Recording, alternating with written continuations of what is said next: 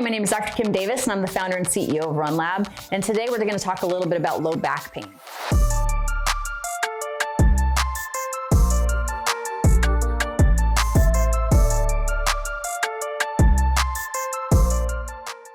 And a lot of times people actually think that they're having some hamstring issues, and they feel like their hamstrings are very tight, and they'll come in maybe even with a hamstring complaint related to the low back pain.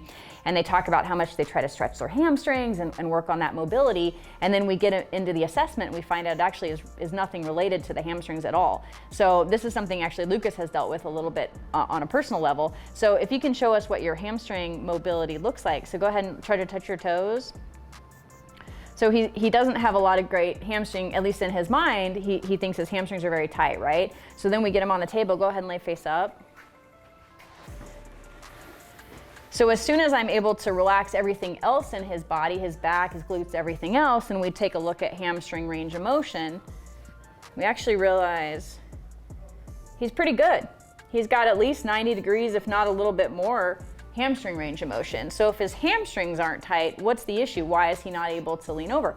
Well, a lot of times that's actually coming from muscles in the low back, from people being a little too arched in their low back and creating shortness in those muscles. Well, why are people feeling all of this hamstring tightness if they don't actually have tight hamstrings? Well, flip over, Lucas, for me on your tummy. What can actually be happening is if you're really tight in your hip flexors and all these muscles in the front of your body because you sit all day and all these other things we do in flexion, it can pull your pelvis forward. And as it rolls your pelvis forward, that pulls upward on the top of the hamstring, which makes you feel like your hamstring is tight. So you go and you stretch your hamstring and you create even more mobility in that hamstring when the actual tightness is here. And so it just compounds that problem, because as soon as you flex your pelvis forward, you arch that back even more and can create even more problems in the low back. So you can see how it can just spiral out of control because people think their hamstrings are tight and they keep stretching them, when all actuality they've got plenty of range of motion there. Where they don't have it is here. So on Lucas, he's a great example of that, because as soon as we start to look at his quad range of motion, that's about as far as I can get him. That should really kind of match where he is with his hamstrings, and it's very, it's not matched at all, right? And then when I look at his actual hip flexor, same thing. He's just really tight in the front of his body, so I can't get his leg up because he's so limited here. So that's what's happening to him, is it's rolling his pelvis forward, putting a lot of stress on his low back, making him feel like his hamstrings are tight. So he's been kind of spinning his wheels trying to stretch his hamstrings until we really identified that was the root of the problem.